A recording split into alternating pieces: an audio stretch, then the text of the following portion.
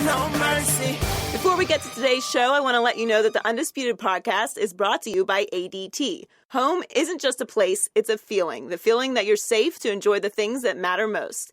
ADT lets you take that feeling with you wherever you go. Whether you're at your house, your business, or online, ADT helps keep you safe and secure with security systems, home automation, alarms, and surveillance, so you can feel at home wherever you are. Learn more at ADT.com. ADT, home safe home. Welcome to the Undisputed podcast. I'm your host, Joy Taylor. On today's show, did Jay Cutler make a bad first impression with the Dolphins? Plus why the Cowboys could be digging in for a legal battle with the NFL. And should Kyrie be applauded for wanting to leave LeBron? Skip, Shannon, let's debate. Let's get it started with Jay Cutler. He arrived in Miami yesterday and signed a reported 1-year, $10 million deal with the Dolphins. Cutler was brought in after Ryan Tannehill suffered a knee injury in practice last week. And yesterday, he talked about his decision to come back to the NFL. Let's take a listen. The last 4 months, I've been in a different mode, different mindset, getting ready for the Fox deal. And it was really, pretty good with where I was in my life. I was around the kids a lot and felt pretty content. So weighed back and forth on this. I'd probably say my wife, Kristen, probably talked me into it more than anybody else could. A situation like this, just doesn't come along very often. I know Adam very well. I've known him since '06, the first year I came out. I know the system. You're talking about a playoff team with a lot of really, really good football players, a lot of potential. So it was one of those things that there weren't a lot of opportunities or jobs out there. If they would have came up, I would have taken, but this has got to be the top of the list. The good thing is I play quarterback, so I don't really have to be in that great of cardiovascular shape. But I'll be fine. Adam knows kind of what I've been up to, so we'll figure it out along the way. Shannon, what was your biggest takeaway from the presser? You want to answer this one, Joy? Apparently you don't have to be in shape to play football anymore. Skip. It's what I've been saying and what a lot of people have been saying about Jay Cutler since he's arrived in the National Football League. He doesn't have that burning passion to be great. He doesn't have that burning desire, that love. I'm not sure that he loves football, but I know one thing for 100% for certain. He's not in love with football. In order to be great, you got to love it, Skip. You don't need somebody to push you out. You think Giselle have to push Tom out the door? You think Drew Brees' wife, or Matt Ryan, Sarah, I know Sarah, with her, they take spin class and work at the gym together. You think they have to push those guys out the door, Skip? Think about it. Skip, let me give it to you like this. You have a job making X. This new job wants to give you 25 times X. I need 24 to 48 hours to think about it. What you think about? It's something you've been doing for the last 11 years. But you walked away because, as you mentioned, they either retire you or you lack the desire and the requirements that it takes to play that. Skip, he doesn't love it. Now, the Dolphins should be very alarmed because, as Joey mentioned, he's not in shape, but he don't really have to be in great cardiovascular shape. Boy, can you imagine? I'm thinking right now, Tom Brady, like, man, I don't need to be in shape. I don't need to be in the peak physical conditioning. Aaron Rodgers. Here's a guy that looked, you saw the picture that he posted on vacation. Whew. That was right after football season. Can you imagine what 4 months have done to that body and no working out, Joy? Y'all in a heap of trouble. Skip Bayless, you ought to be ashamed of yourself that you're going to say, I'm from Vanderbilt. That's a representation of you. You know what I'm going to say. Not because I know you. Jay Cutler is a representation of one Skip Bayless who attended Vanderbilt University. He's actually not. Oh, yeah. Oh, no. You're not going to distance yourself from him now I am. because he's a little rotund, a little portly. Oh, no. You normally say, he's from Vanderbilt, the Harvard of the South. Well, no, Vanderbilt. Harvard is the Vanderbilt of the North. That's what it is. Thank you. That is true. That's the first true thing you've said so far today. But, Skip, that body language. Now, you told me Adam Gase had done a great job on Jay Cutler's body language. Get your head up. Get your head up. I He think comes off the field. Get your head up. I remember when I was going to church and I'd get ready to do my Easter speech, and my grandpa said, boy, take your hands out your pocket. Hands in his pocket, like, yeah. I think I was pretty content with where I was in my life, and I think my wife, Kristen, she probably talked me back into coming more than anybody. So you needed someone to talk you into going to take $10 million. Where did they do that at, Skip? And the Dolphins think they're going somewhere with this guy. That's what they believe. Tickle me. Skip, the Dolphins tickle me. And you know what? You know who's laughing the loudest? Coach Belichick is laughing. Coach Belichick like, they signed Jay Cutler. I don't know about that. We signed Jay Cutler. All the DBs just turning cartwheels. Somebody from the AFC East going to lead a league in interception because they played the Dolphins twice. I think Coach Belichick is thinking, don't get to play Ryan Tannehill. Oh, yeah. No, he's like, no, when we get to play Jay Cutler, who's going to give us even more turnovers? Tannehill might not know where to go with the football. He does not know. But Jay Cutler's going to throw it to the other team, although he knows where to go. Skip, hey, they did it. Adam Gase, he's familiar with Jay Cutler. Jay Cutler's familiar with him. But, Skip, I'm not encouraged. If you're encouraged by his body language and the tone in which he talked, normally guys coming back in the NFL, think about it. Normally guys, man, I'm so excited. These opportunities, they don't come often. And for them to think about me and want me to possibly lead this team, which I believe has playoff aspirations, have playoff potential. You look loaded with talent. Man, I am so excited. I can't wait to get going.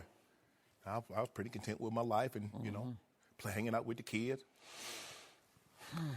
Good job, Miami. Before I discuss body language, I'm going to discuss Jay Cutler's body. And I have been a student of Jay Cutler's body just because I've been a student of Jay Cutler since he was a junior at Vanderbilt University, when friends of mine who live in and around Nashville kept calling me saying, have you been watching this guy? Yeah, I've been watching this guy. That body, in his first 5 or 6 years, was always a little tubby, a little portly, a little I got a spare tire kind of a body, like Tony Romo-esque. Not that donut tire, a real official-sized tire. An official-sized tire. But about 3 years ago, he was enlightened, the way Tom Brady's been enlightened, and he completely changed his nutrition and his diet. And that's why his wife posted that picture of him on vacation. It was fairly impressive as bodies go. The one on vacation? I mean, if you're a sumo wrestler, that looks great. The one on vacation? Yeah, where he didn't have any his bare bottom. I thought he looked pretty good. For if you knew what he used to look like. If he's Takana Hana or Wakana Hana, one of those great sumo wrestlers from Japan, that's a perfect body. But for a quarterback that's playing professional football, yeah. Hey, to me yesterday, the proof was, so to speak, in the pudding or the not pudding, because I don't think he eats pudding anymore. I thought his body looked good to my eye yesterday as he walked into the press conference. But just on body weight, just on weight, he looked just fine to me. And they did say he's been playing a lot of pickup basketball at Vanderbilt. He's been doing something. But remember, Skip, about, 5 or 6 years ago, he was diagnosed as a diabetic. Well, it's been longer than that. Yeah, but I think might have been early in his career in Denver, so maybe 8 or 9 years ago. Okay. Yeah. So you got to give him that. Okay. No. Now back to the body language. I cannot defend it, and I will not defend it, but I'll tell you what I think about it. Again, I began to defend Jay Cutler on my old show, going all the way back to Cold Pizza back in his junior year at Vanderbilt, when I began to rave about him, because in the Southeastern Conference, he would attempt to run over linebackers for Florida or Tennessee or Georgia, NFL-bound linebackers. He would look for them to say, I'm coming for you, just the way we saw Ezekiel Elliott go after Cam Chancellor in that preseason game a year ago up in Seattle. And that's the guy that I think a lot of the players know. That's the guy Adam Gase knows. But this is also the guy who, with stereotypical Vanderbilt arrogance, despises the media and having to do interviews. So how does he deflect during interviews? He goes into his blasé, I could give a you-know-what mode about football or life or just about anything else, or especially about doing this interview. And I don't know Jay Cutler. I've never talked to Jay Cutler, but if I did, I would give him my 2 cents from a distance that, especially in the NFL, and especially when you're a franchise quarterback, image is everything. Yes. Body language is everything. Interviews are everything. And he's doing irreparable harm to his image with the way he conducts himself in the interview. He's trying to deflect. Tom Brady gets away with it because he goes into, aw shucks, gee whiz, you know, the guys. Jets are a great team, and we got to play a great game to beat that great Jets team. Baloney, Tom, and you call baloney, and I call baloney. But nobody really cares because it doesn't hurt Tom's image. Right. It actually kind of helps Tom's image. But that's the way he deflects a media that he does not like. That's the way he avoids having to answer tough questions. Jay Cutler avoids by just saying, I don't know.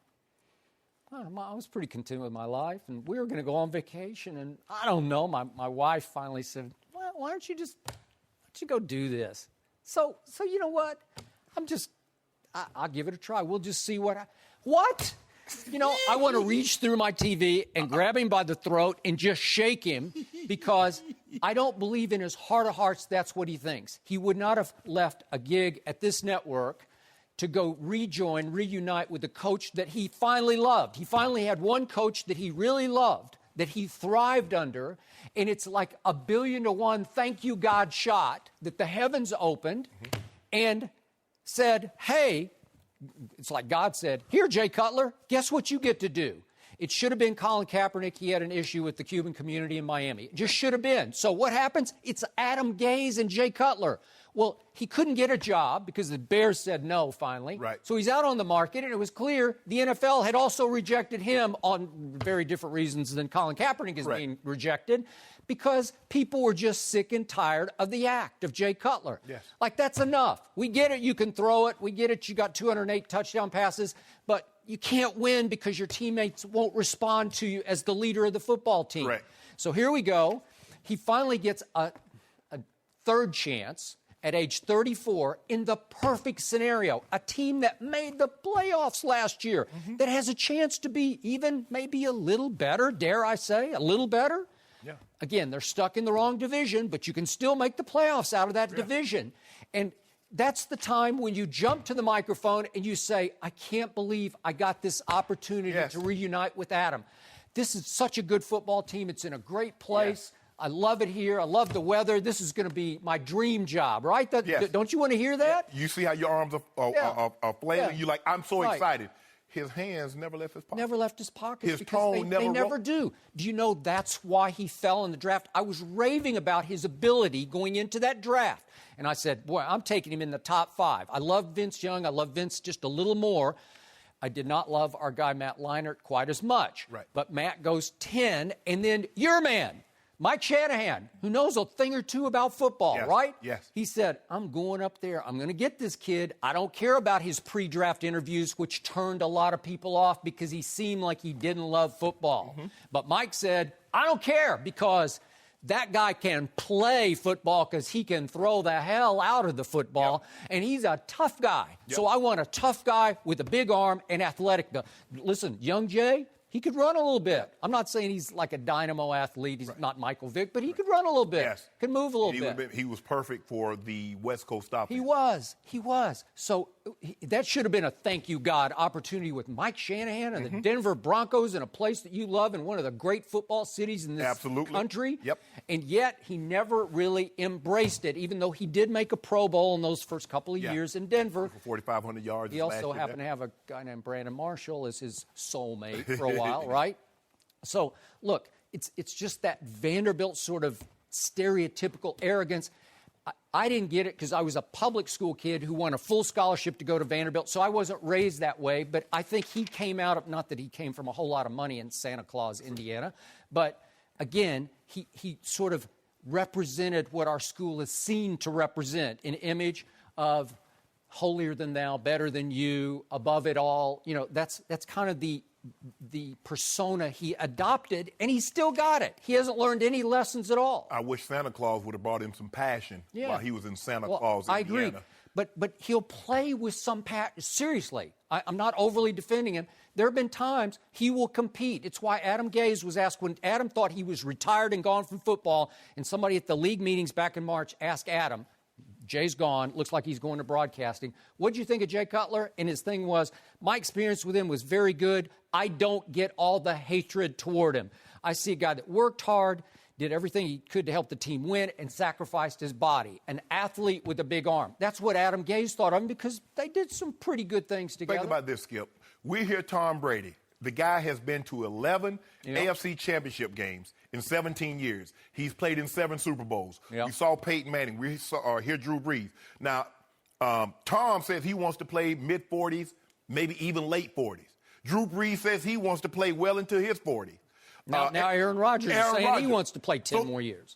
Here is a guy that after 11 years says, I was perfectly content with my life. He didn't win a championship. He never went to a Super Bowl. But here's a guy. Now, you look at Tom, and Tom, he's very, oh, God, I can't believe you asked me that. Oh, come on.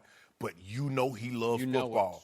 The guy that's heard the same verbiage for going on 18 years now, Skip, still has a burning desire. He goes home because here's the thing. Giselle says, like, I really want Tommy. She calls him Tommy, so I'm going to call him Tommy. I really like Tommy to come home. At some point in time, the spouses normally say, okay, babe, I've given you 15, I've given you 18 years of letting you do your thing. I think it's time for you to come home and be a family man. And his wife is talking him in because deep down, I don't really believe that he really wanted to go back, Skip. But because his wife and, happy wife, happy life, he wants to be happy. He wants her to be happy. He's playing for the Dolphins now. You know what?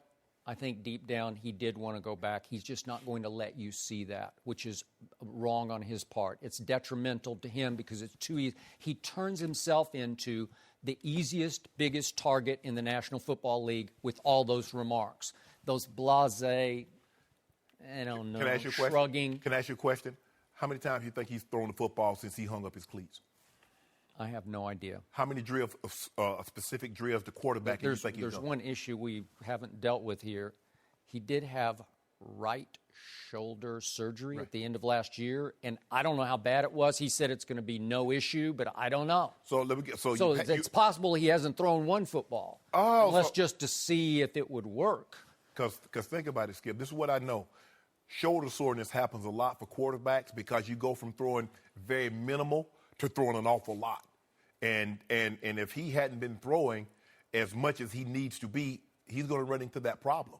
Now, here's the thing. Would it surprise me after a month, 8 weeks, that Jay Cutler's like, this isn't for me, and he comes back and leaves the Dolphins? I would not be shocked. What would be shocking if he finished the season with his attitude? So you're saying he would pull a reverse Romo, he would get his chance to come back and sort of revitalize and salvage his career in a great place, but then he would go back to the booth at midseason. I believe that had they offered Tony Romo that job in Miami, you would have heard a different story. Because Tony Romo would have been very excited, because I still think Tony Romo wants to play football, but he wanted to play football in Dallas. So that might be that might be defeating my point there. But let's just say, for the sake of argument, the Dallas Cowboys called Tony Romo back. That interview is going to be a lot different than the one Jay Cutler just gave yesterday. Would you agree with that? Oh, he'd be over the top, out of his mind, over the moon. He coming in turning cartwheel. You think he's Simone Biles. He turning black flips, Joy, pipes. He would. I would agree. Yet, I don't know that he ever took football even as seriously in its preparation than Cutler did. No. I will give you that. I will give you that, Skip. I don't think either one of these guys were workout warriors that they love. You got to love the process. You know what? I do think, just because from what I've heard, Cutler is more than you know because he's not going to tell you about it.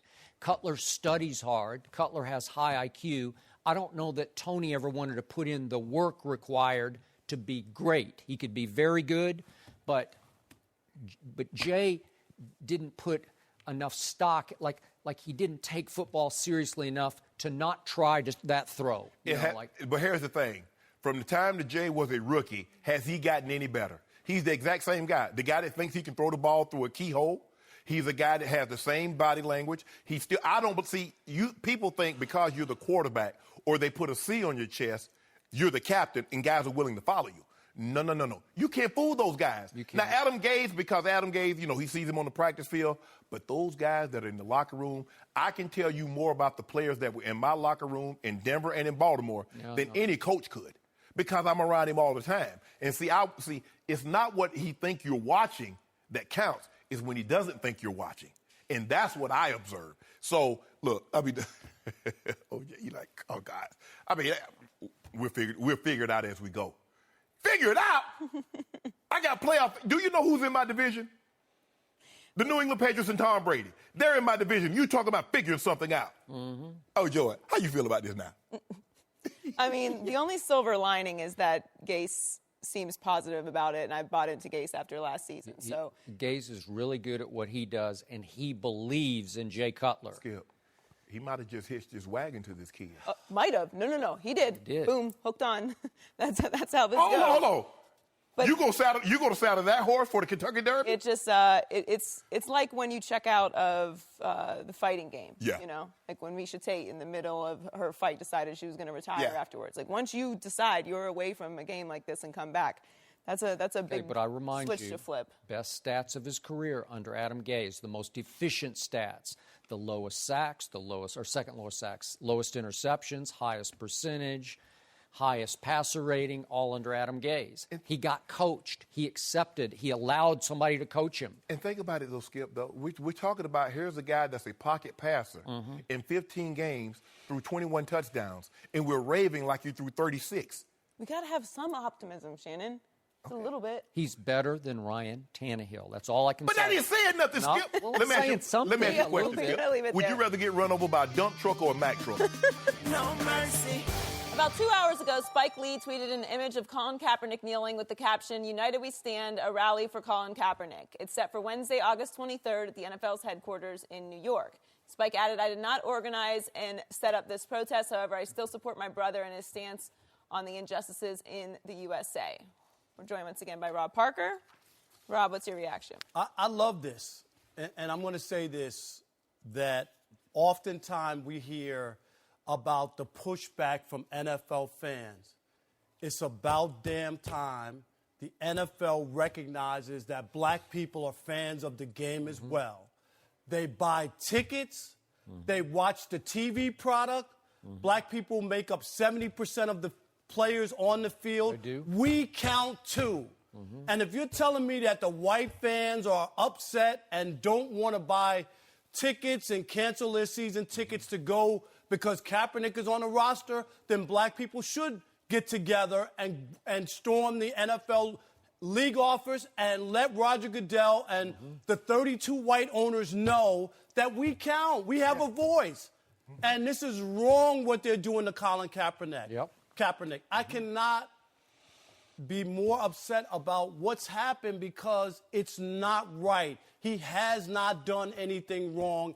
And for whatever reason, we don't count. Our money's green. We bought the season tickets too. Go to an NFL game. Buy jerseys. Right, buy jerseys and all the hats and everything else that the other fans buy. We don't count. Our voice doesn't count. Why not? I'm with you, Rob. I co-sign what you just said 1,000%. I'm glad to see that finally that we're, instead of just talking about it, you see blacks starting to organize and galvanize and says, okay, let's go to Park Avenue because, hey, they make their – Steve Bisciotti had this town hall. The fans let their voices be heard. Well, we're going to go to Park Avenue, and we're going to let our voices be heard. Because no matter where Colin Kaepernick goes, there's going to be a fan base that's going to be ticked off. If he went to Miami, the Cuban fan base would be ticked off because of Fidel Castro. If he goes to Baltimore, that's where the national anthem was penned. So they're going to be mad. He can't play in New York because of 9/11. He can't go to Pennsylvania because Flight 93 went down in Pennsylvania. So there's always going to be somewhere that's an NFL fan base that's going to be ticked off because everybody, there's a segment that loved the flag and loved the national anthem, even though they took out stanza 2 of the national anthem, but we don't want to talk about that. That's neither here nor there. But I'm glad to see it because blacks do go to games. Blacks do buy product. Black players, 70% of them, represent the product that's on the field. But you got 100% of the product that's in ownership. And that's the thing. The owners, and that, look, yeah, you want your fans to be happy. You want the sponsors to be happy. But I've never heard, because all those fans and sponsors that spoke out against Greg Hardy, what did Jerry Jones do anyway? Signed them. All those fans and even the radio station in Cincinnati said, we don't want Joe Mixon. Mr. Brown, he signed him. So when it comes down to it, the owners are going to do the decision at the end of the day. They're going to do what they want to do. So if they really wanted to sign Colin Kaepernick, and I know you want to make sure your fan base is excited and they're happy, they're going to do what they want to do, Skip. Yep. They say when something that you see that isn't right, you stand up for it. Well, Colin Kaepernick took a different approach. He nailed for it. But the old saying goes, hey, the nail that's the highest gets hammered first. So who did it first, Skip? Who was the first one to be seen? That's who we make the example out of. I'm with everything both of you just said. I believe in nonviolent protest, and it sounds like this is going to be, Yes. I hope it's well organized and well staged, because I think it can have impact, and I think it's only a start. I'm going to say what I said yesterday. Obviously, there's this huge cultural divide between black people and white people. You believe, and I also believe in the message that he was sending. And I think it had powerful national impact. A lot of white people clearly did not believe in the way he sent the message. So there's this gap, because then they close their eyes and ears to the message because they feel like it's anti-American to disrespect the flag. So that's where we are.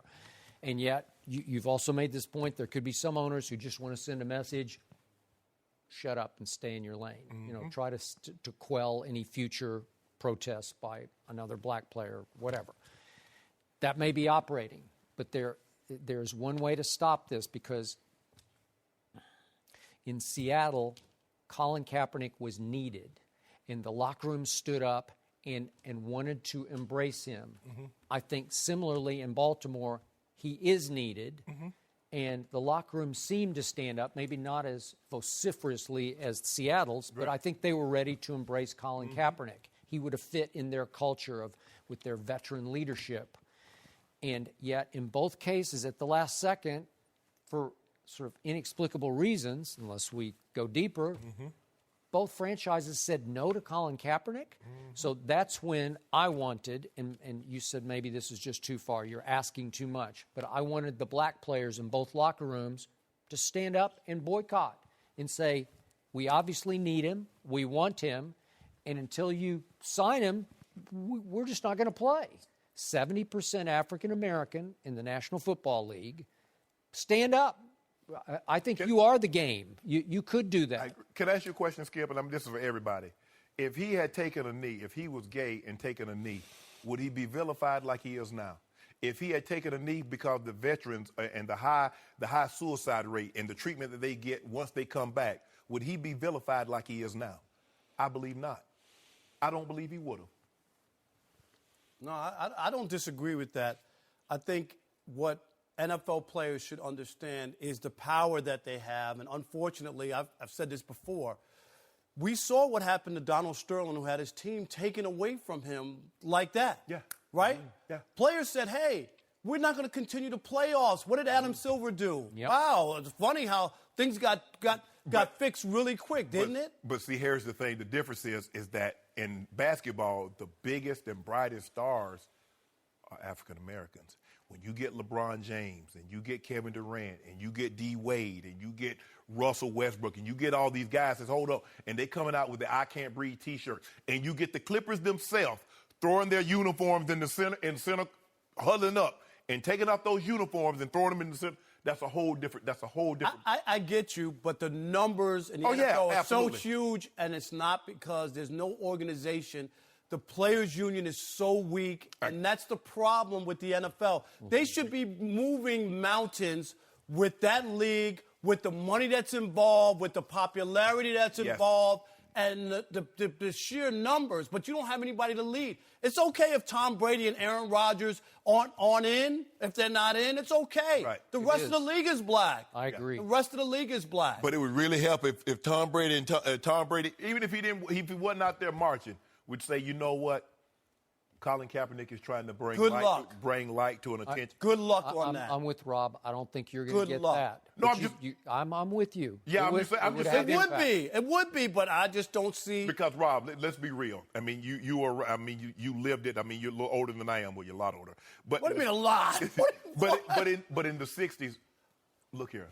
Before those two ministers that came down from Massachusetts were killed, Dr. King and these organizers had been marching and had sit-ins and boycotting for a long time. I know. Oh, it didn't happen. Right. But when they came and they got killed, and then you saw Bloody Sunday, you saw the Edmund Pettus Bridge on Bloody Sunday. They're like, wait a minute, what's going on here? Is that what they did to those?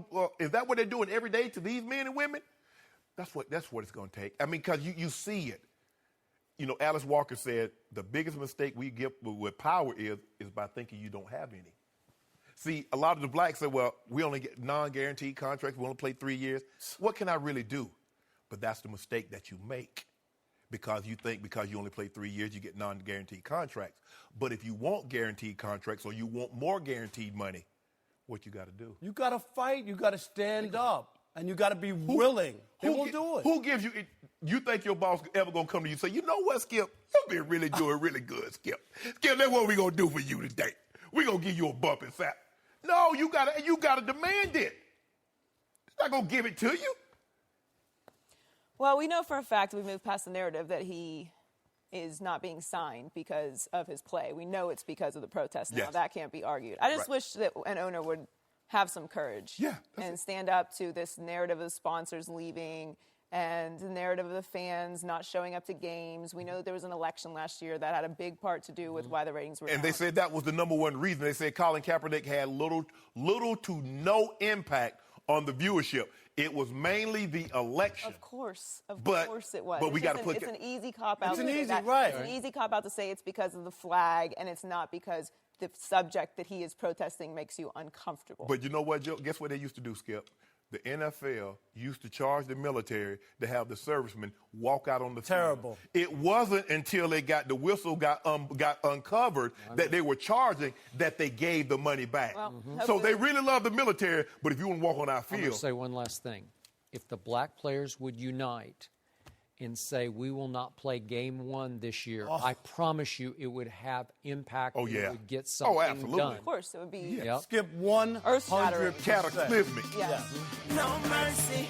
The Cowboys are still waiting on a possible suspension for Ezekiel Elliott for an alleged domestic violence case from last summer. Jerry Jones recently said that he's not anticipating a suspension, and yesterday, Cowboys COO Stephen Jones complained that the investigation by the league is taking too long. Jones said, these things are tough for everybody. It's tough for the league. It's tough for the team. It's tough for the player. I think at some point you should be able to get the information in some sort of time frame that it doesn't carry on like this particular investigation has. So I would hope as a league, just like we do everything else, that we look for ways to get more efficient and do things in a better way. I'm not being critical. Whoa. Skip, what's going on here? So yesterday on this show, Undisputed, our man Chris Carter sat right here and said he would be shocked if over the next 48 hours Ezekiel Elliott is not suspended. So he's basically saying he is going to be suspended according to his NFL sources within the next 2 days. He said that yesterday. Yet, after that, we had now the owner's son, Stephen Jones, say just what the owner keeps saying publicly, which is defiant. We don't expect a suspension, and Stephen went a cut deeper. He's even questioning the new arm that was assembled in 2014 post-Ray Rice debacle to police and govern and oversee potential or domestic violence cases that the NFL is presented with. I think Lisa Friel's the head of that. She is, and I'm about to talk at length about Lisa Friel. And great for the commissioner that he assembled that department back in 2014, but Stephen Jones is questioning the whole department. And here's what I'm starting to wonder. This is the same Jerry Jones who obviously just went into the Pro Football Hall of Fame, but back in 1995, this is the Jerry Jones who went to war with the NFL over revenue sharing. What? You're going to rebel? You're going to revolt? You're going to take the National Football League to court over revenue sharing because you say, if I make a deal, I want to keep 100% of those proceeds. I want naming rights to be all mine. He did. And he sued him for $750 million, and they settled, and Jerry won. Yeah. Guess what I think is about to happen? I think if Ezekiel Elliott is suspended, this is just my 2 cents from a distance, but it feels like Jerry and Stephen and company are about to go to legal war with the NFL over Ezekiel Elliott, who clearly was investigated for domestic abuse by 2 different police departments, Columbus, Ohio, Fort Lauderdale, Florida, who did not find enough credible evidence to charge Ezekiel in either city. So I'm starting to think that Jerry is going to say baloney. And I will call back something that happened. And by the way, Lisa Friel, for a long time, was in charge of sex crime prosecution for the city of New York. She joined the NFL in 2014 as the senior advisor to one Roger Goodell. She knows her stuff. But back in November of last year at the owners' meetings, ESPN reported that Jerry and Lisa got into it at the end of the meeting. And there's a lot of back and forth, and voices were raised. And Jerry was trying to make the point that there's nothing there, and finally concluded with, this is to Lisa, Jerry to Lisa, according to ESPN, your bread and butter is going to get both of us thrown out on the street. Now, this is a Jerryism, and I'm going to have to translate, but he's saying, what you do best, you're overdoing because you're trying to create a case that the law enforcement in two cities could not find. They couldn't find credible evidence. So you're trying to create your own case against the running back who took the NFL by storm last year and who, by the way, currently has the second highest selling jersey and I think all of merchandise sales in the National Football League, second only to Tom Brady and just ahead of Dak Prescott.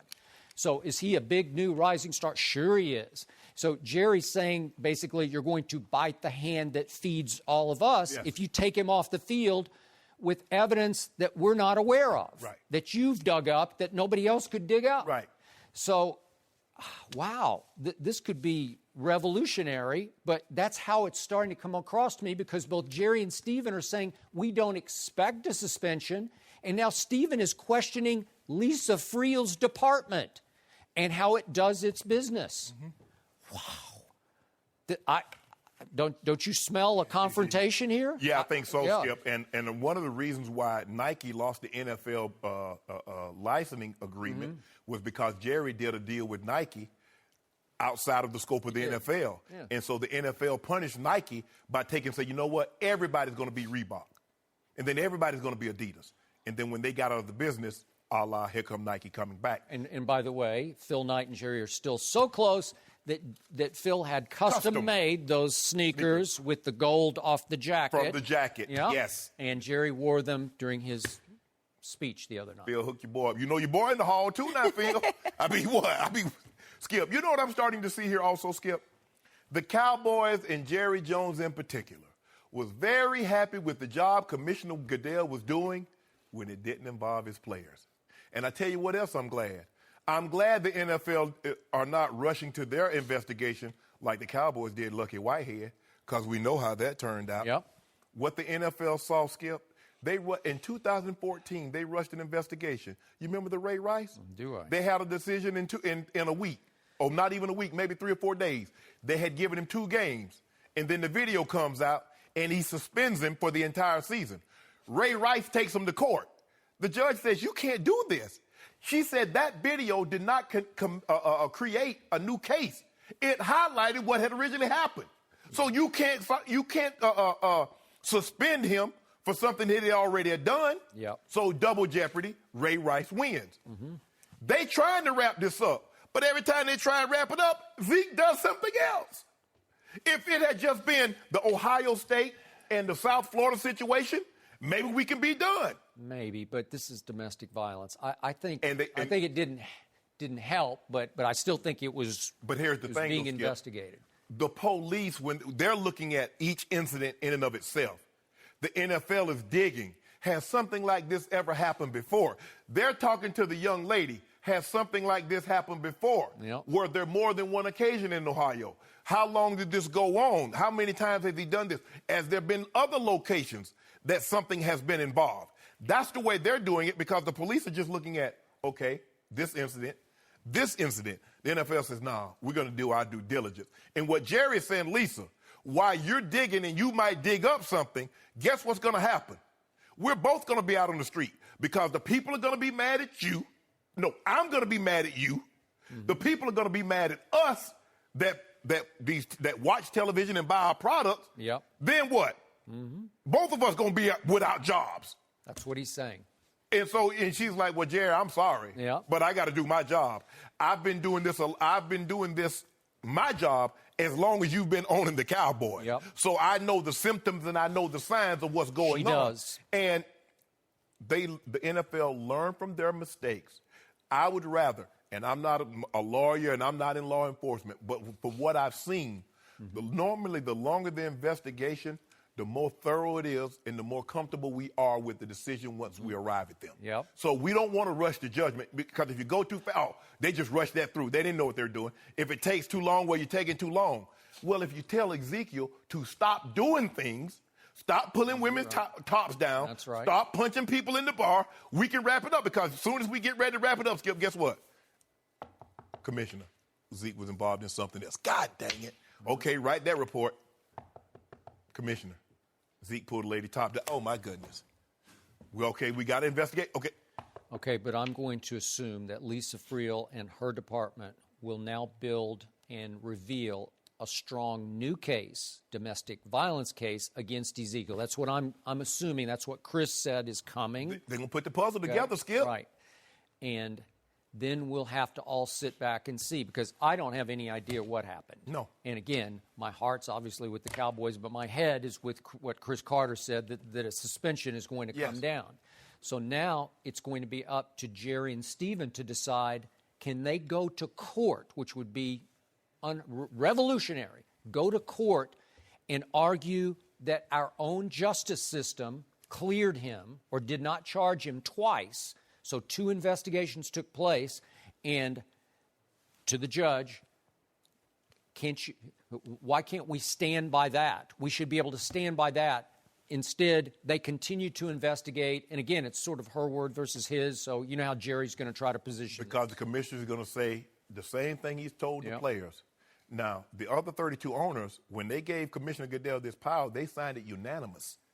The teams, it was 31-1. The Pittsburgh Steelers, Ryan Clark, they didn't say, nah, we ain't voting. Or we voting against. They're voting against it. They voted against. But the owners said, the commissioner, you has final say. So whatever you decide, we're gonna go along with. Now, Jerry, I know Jerry has one guy on his side for 1,000% for certain, and that's Mr. Kraft. Although, remember what happened during Deflategate? Mr. Kraft gave up, waved the white flag, said, I give up because, the quote was, I'm a league man.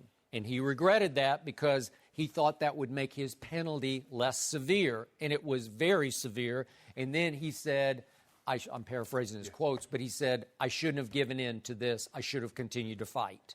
But what was reported was the other owners wanted Commissioner Goodell to be severe on the New England Patriots. It's also being reported that the other owners want them to be severe on the Dallas Cowboys, because we feel you've been showing the Cowboys and the Patriots favoritism, Commissioner.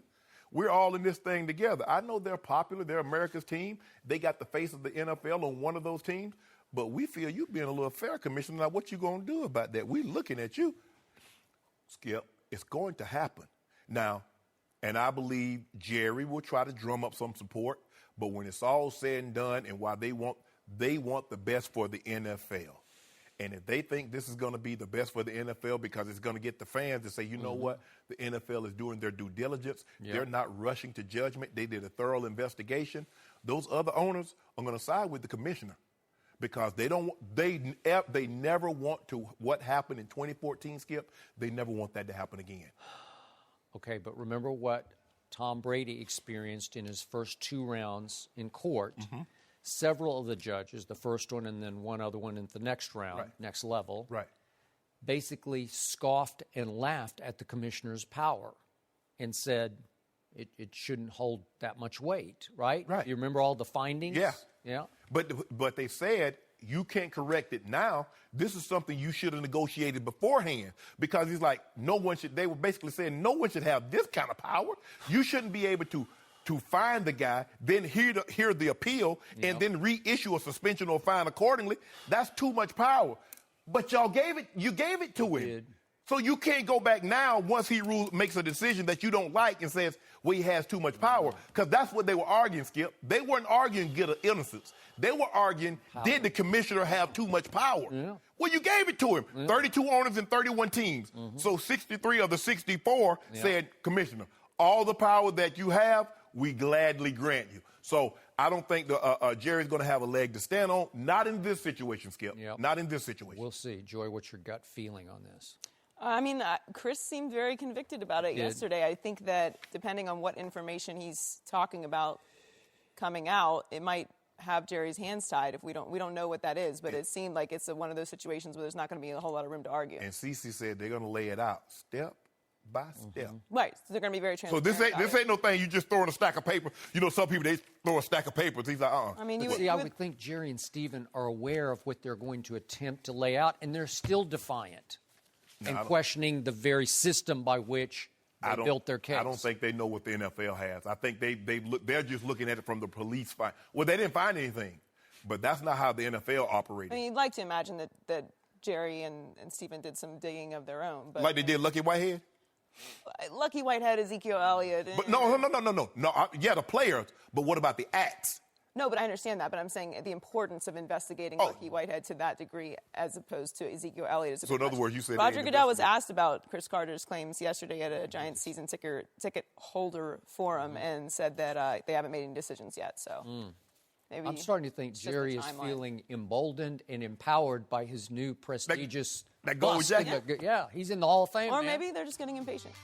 Maybe. Yeah, we'll find out. No mercy. Over the weekend, Johnny Manziel spoke at the International Football Betting Conference in Costa Rica. He said he's still interested in playing football, including possibly in the Canadian League. Manziel also said he could see himself coaching, most likely in college. Let's take a listen to Johnny. Where do you keep the Heisman Trophy?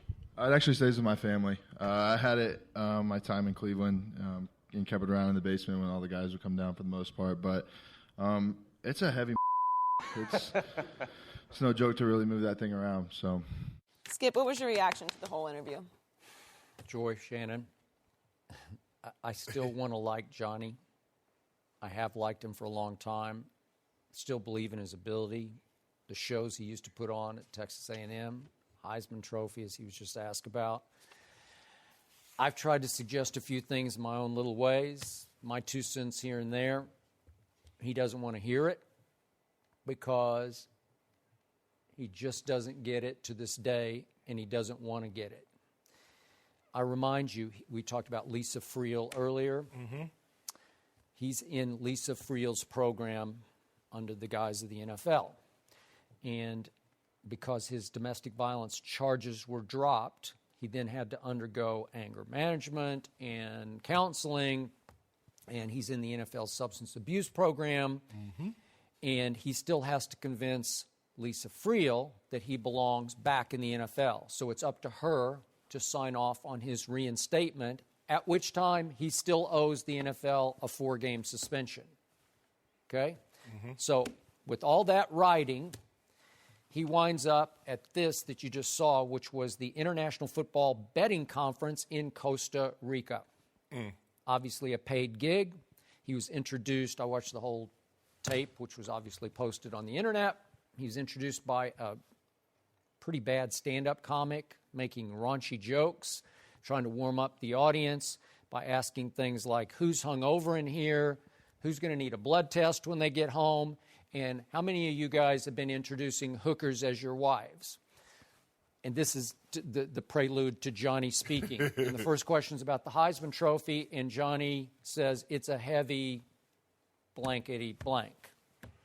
And I just cringed because that's going to get posted, and the men who make the decisions in the National Football League, men who have all considered Johnny as a possible face of the franchise quarterback, are going to cringe and say, ugh, you just can't use that word in public. You can get away with some things, but not that word right out of the box as you open your interview. Really? Wow. Does Tom Brady use that word in private? I'm pretty sure he does. Yep. Have you ever heard him say it in public? Nope. Aaron Rodgers? Nope. Drew Brees? No. You just can't. You're the face of a National Football League franchise. There's a certain decorum, a certain standard you just have to meet. And you have to show them that you get it, Johnny Manziel. And instead, he's reduced to talking about maybe going to Canada. He's talking about, well, I did get drafted by the San Diego Padres back in 2014. I may try baseball. I may take the Tebow route if this doesn't work out with the football. I've been told that he's not working out the way he was working out. You can look at him and tell. I know. He has filled out some. For a while, he was looking like addict. Yeah. You know, like Yeah. rail thin, like scary thin. And at least he certainly sounded very sober, as opposed to all those TMZ interviews we used to see outside the clubs in Los Angeles. He seemed like he had his wits about him, and God bless him. I hope he's still observing his sobriety. But then he had to talk about coaching. You know, maybe I'll try coaching.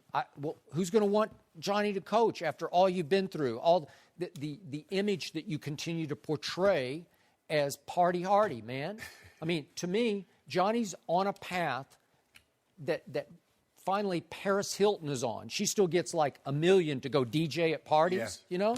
Okay, well, that's where Johnny's headed. He's going to get paid a lot of money at some point just to show up at your party, at the big Beverly Hills party. Yeah. Johnny Manziel, that's the path you're on, because you just don't get it. I don't get, why would you expose yourself to the International Football Betting Conference? I have no problem with them, but it's not for Johnny right now when you're in Lisa Friel's program, right? How about this, Skip? How does the NFL feel about betting?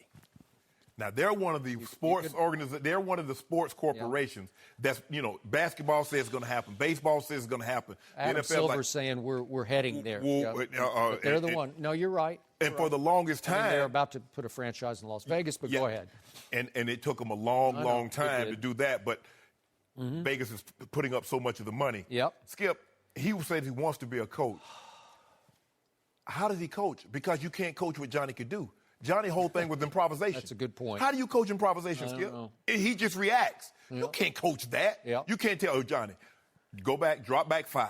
Now, the guy's going to come off the right side. I need you to spin, roll to your left, and then I need you to hit the guy in the back of the end zone. You can't coach that, Skip. And then now I give him credit. Now, he gets an opportunity. Maybe he could help kids and say, guys, these are the mistakes that I made. Yep. And don't go down this path. And when things are starting to, you think things are starting to go, don't lie and hide behind it and says, I'm fine, I'm doing nothing wrong. Get help, seek help so you can have your career. Because I think the thing is, Skip, I don't really know what type of quarterback he could have been. Because I think everybody was thinking that he was going to do in the NFL what he did at Texas A&M. Yep. And you and I both know that wasn't going to happen. But that's what the expectations were. But because he had been coddled for so long, the NFL was unwilling to coddle him. Now, he would have shown them that he could play really, really good, Skip. He still would have been in there, but you can't show up hungover. You just can't. You can't. I mean, when you're trying, especially, there's already a lot of expectations when you're a rookie and you're a first-round draft pick, and then you're a quarterback on top of it. So the one thing that you can't do is to give them any reason to doubt you, because, first of all, you're younger than everybody that's in the huddle. And then you're going to show up late. You don't show up. You show up drunk. So what are they supposed? Is this the guy we're supposed to follow? So are we supposed to come drunk too? Are we supposed to miss meeting? Because that's the guy that's supposed to be the leader. And I say this all the time. There's a reason why great players hang around other great players. It's like movie stars. That's why they normally marry other movie stars, because the other know what it's like. Well, Johnny, bruh, what are you doing? I mean, Skip, for me, here it is. This would have been his 3rd year or 4th year, Skip. And the guy's already talking about coaching. That's where he is. I mean, I think he knows, for all intents and purposes, it's over. Because if you're a team, Skip, why would you take a guy, even if you get him, he's going to miss the first 4 games. And then he's 1 strike away from missing out the entire season. Do you put your trust in him? Has he shown you that, you know what, I'm going to do the right thing? No, he hasn't shown that, Skip. No. I know Sean Payton has had interest, and that would be a perfect place for him to land, because he's an against-the-grain guy who'd say, watch what I can do with Johnny. Right. But not like this, because you're going to have a hard time just getting reinstated to be able to serve your 4 games suspension. Correct. I mean, convince Lisa Friel that you're there, and then the commissioner is going to have to sign off. There's so much going on around him, Skip. You have to ask yourself, is the reward worth the risk? Yeah, always. And, just like you said, being at a betting conference and then cursing right out of the gate, he's still just not getting it. And it wasn't just a curse word. It was that curse word. Yeah. That's why Stephen Jones was mentioned first in Jerry's thing, because he talked him out of taking Johnny Manziel. Exactly. He wouldn't have got in if he had taken Johnny Manziel. Yep. No mercy. Just over a month ago, Kyrie Irving reportedly asked Cavs owner Dan Gilbert for a trade because he didn't want to play with LeBron anymore. Yesterday, former Cavs GM David Griffin praised that move by Kyrie. Let's take a listen. This is a guy who handled this situation exactly like he was supposed to. He went to Dan Gilbert privately, told him that he thought he would be happier somewhere else. The absolute worst thing this guy could have done was pretend to be all in and sink the ship from within. Most guys don't have the courage to do what he did. I think this is a guy who wants to know how good he can be. And you know, Dave, you know this as well as anybody. LeBron casts a very large shadow over an organization. And most of it is really, really positive. I mean, you know you're expected to win a championship, by way of example. But what that doesn't always allow is for a player like Kyrie to test his boundaries a little bit and see how good he can really be. And can I actually be the front man of a team like that? Shannon, do you agree with Griffin? No, and I definitely would not use the word courage. I think this has been brewing for a while. I will agree with him in some aspects that this is not what he originally signed up for, because he committed and he was going to be the face of the franchise. And then when LeBron comes back, the face of the franchise had returned, because he was the face of the franchise before he left. And when he returned, obviously he was going to be the face of the franchise again. But Kyrie listed 4 teams: Minnesota, San Antonio, the Knicks, and Miami, as the teams that he would like to join. Now, David Griffin said Kyrie wants to test his boundaries and see how good he can be, because he couldn't see that. Even when LeBron wasn't on the floor, you know, they didn't really have an implementation of like, Kyrie, this is what you need to do. But I digress to that. I'll get back to that later after I let you make your point. But Kyrie said there are 4 teams. And David Griffin just said in that piece that Kyrie wants to test his boundaries. Now, he wants to test his boundaries in Minnesota. Last year, at the start of the season, they polled all 30 GMs. Now, you couldn't vote for your own player. 14 of the 30 GMs said if I wanted to start a team right now with any current player, who did they pick, Skip? Kyrie?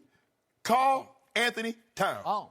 So Kyrie wants to go test his boundaries and see how good he is with the guy. 48% of the GMs said, I want Karl Anthony Towns. So that's how Kyrie wants to test his boundaries. I got one. Hold on, Skip. No. The Knicks have Karl? Hold on, Skip.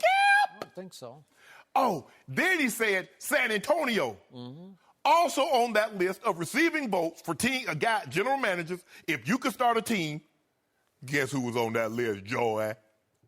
Oh, Kawhi, sure enough, was on the list. So Kyrie wants to test his boundaries with 5 of the guys that general manager. David Griffin is talking about he picked 3 of the tougher top coaches, right? Pop and Brad Stevens, Thibodeau, right? Yeah, hold on, Skip. Yeah. No, you want to test your boundaries, go to the Knicks and says, you know what? I want to show I can get this team in the playoffs, something that Carmelo couldn't do consistently. Okay. Go to the Brooklyn Nets. You a Jersey kid? Go to Sacramento. Don't go to... Hold on. You want to go... Hold on. Let me get this right. You want to test your boundaries with Karl Anthony Towns, Andrew Wiggins, Jimmy Butler. Oh, no, hold on. No, I really want to test my boundaries with Kawhi, with Tony Parker, Ginobili, and... They're like 44 years old, those 2. Whoa, Skip. One of them might not be able to play next year. Whoa, Skip.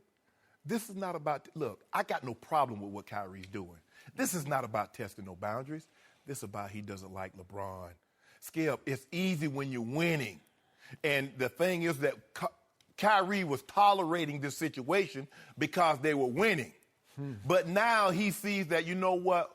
What if we can't beat Golden State? Why am I going to sit here and not want to play with a player and still stay here with no chance of winning? So he wants to abandon it. Because, see, everybody was going along good along with the Titanic with smooth sailing. But the minute it hit the iceberg, what happened, Joe? Everybody tried to go overboard. They push and shove you out the way. Nah, let me get on this lifeboat. And that's what Kyrie's doing. See, Kyrie don't believe that they can beat Golden State the way they're currently assembled. He doesn't like playing with LeBron. So let me go somewhere else and test my boundaries with Karl Anthony Towns, Andrew Wiggins, and Jimmy Butler. Or I could possibly go over here and test my boundaries with, you know, Kawhi and LaMarcus and Ginobili. Or maybe I go down to Miami, and Joy would love that. Hassan Whiteside, and you know, big shot maker Deion Waiters. We got, oh man, I really want to test my boundaries. Go to Sacramento. go to the Nets. Did LeBron ever choose to go to Sacramento or the Nets? No, he got drafted by Cleveland, and by his 4th year, he had him in the finals. I see. LeBron on 2 occasions. LeBron has been in the league 14 years. On 2 occasions, LeBron James has won more games in one season than Kyrie won in his first 3 years. Now, I'm going to repeat that for the people at home, just in case. Shh. On the golf clap after I say this. LeBron James in 2 occasions, once in Miami and once in Cleveland, won more games in one season than Kyrie did in his first 3 years. You remember the Joker with Heath Ledger's character?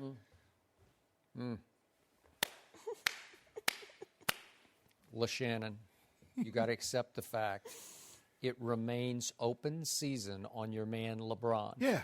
Everybody's coming after LeBron. Even the ex-GM just took some pretty serious shots at LeBron James because that GM is out from under what he termed the long shadow of LeBron James. So he no longer fears retribution from one LeBron.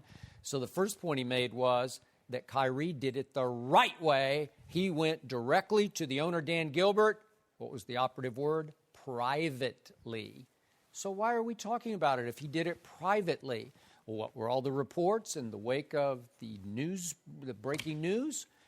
LeBron or his inner circle or a combination thereof leaked this to the media. Well, if he went private, how did LeBron find out? Oh, well, surely the first thing they were going to do is tell LeBron that we got a big problem here, right? I told you 2 people. And LeBron is going to leak the story. Tell LeBron. Try to make Kyrie look bad and turn LeBron more into a sympathetic figure because some people do have sympathy, I don't know why, for poor, pitiful LeBron James.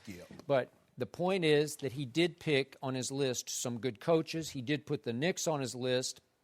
And again, David Griffin made the strong point that it was unfair to Kyrie that he committed to being the man at age, let's see, that would be 19, 20, 21 years of age in Cleveland, Ohio. And 11 days later, what? LeBron's coming home? And he's bringing Kevin Love with him, basically, right? Yeah, because you can't do – because we done saw what you did your first 3 years. As a baby. But David Griffin also defended Kyrie, saying that our culture was bad. We didn't teach them how to win games. They expected to lose games, and Kyrie couldn't rise above the culture and the coaches. Why not? Picked. Well, LeBron did. Oh, so you – hold on. Is Paul Silas going to the Hall of Fame for coaching? This isn't a debate about who's better between LeBron and Kyrie because clearly LeBron has been and will be the better player. But Kyrie is really good in and of his own right, and he was the closer that LeBron fails to be. So LeBron is going to miss his closer, but his closer said, I've grown up. I helped you win one championship. I closed the deal in Game 7 with the shot of shots, and I want to go venture out on my own and see what I can do, see what I'm made of. And you that does take guts. That takes courage. Yes, it does. Skip, that would be the equivalent of Rob Gronkowski playing with Tom Brady, saying, you know what, I want to prove that I'm just not a Tom Brady disciple and I can play without Tom Brady, but I want to trade me to Green Bay or New Orleans. Your analogy only works if Gronkowski is a quarterback. No, Skip, no. Hold on. All I'm saying is, okay, Julio Jones says, you know what, he wants to – Skip, the analogy works because he said he wants to be the face of a franchise. Gronk, you said you don't want to play with Tom Brady because you want to prove that you're more than a systems guy, but your request is to be traded to Green Bay or New Orleans. How are you – I mean, you make it seem like you're going to go to Jacksonville or go to Cleveland. You want to impress me. How about the Knicks? Would you like to see him on the Knicks? Yeah. Would that prove something to you? If he gets them to the finals. Well, maybe he will. He thinks he would. If he were sitting right here, he'd stop, say, but I don't care what he thinks. Well, that's what he believes, and I admire him for his belief because that kid believes in himself. I thought I could walk in water, and I took 2 steps into the pool yesterday, and I was at the bottom. So clearly, what I think and what you did not. I did think I could do. I did. I thought it. They said it happened before. They said one man did it, so I was like, okay, walking on water seems pretty easy because you make it seem like what LeBron James has done for 14 years is easy. So I wanted to see if it was easy as they said it was, and it wasn't. So Kyrie, I get it. You don't want to play with LeBron no more. You don't. Hey, no problem with that. Skip, here's the thing. It's just like any relationship. When the other party tell you they want out, you can buy them a diamond ring or a new car, a new fur, or they can get you this nice Patek Philippe watch. But at the end of the day, when somebody doesn't want to stay. So did the ex-Cavs GM call Kyrie, as everybody else has, foolish and immature, and the grass is not always good? Nope, he didn't say any of that. No, he just said, I admire his courage and the way he handled it. Wow, he handled it with class as opposed to somebody who leaked the information. If I'm David Griffin, I would have I don't want to be the GM at Cleveland. I want to go somewhere and build my own legacy without LeBron because I'm not getting the credit that I deserve. So because he cast this large shadow like an eclipse. Yep. You know that song, Total Eclipse of the Heart? I ain't going to sing it. Oh, so why did he do that, Skip? Because normally great players like playing with other great players because they make the game easier for them. Do you not think I didn't like playing with John Elway? Of course I did, because he made the game so much easier. And I felt I didn't really have to do anything but my job. But when you play with someone else, you feel you have to go above and beyond because you know that guy can't do what the other guy could. I get it. I got no problem with Kyrie wanting to leave. Hey, have at it.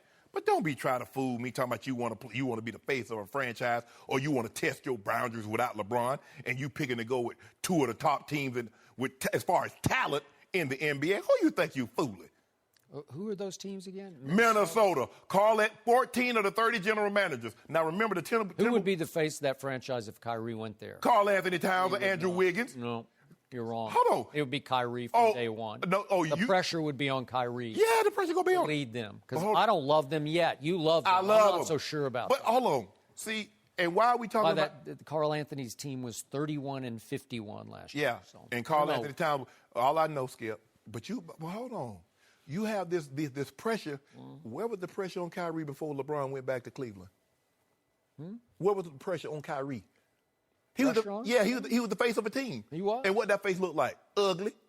Couldn't win no ugly teammates. Yeah. But LeBron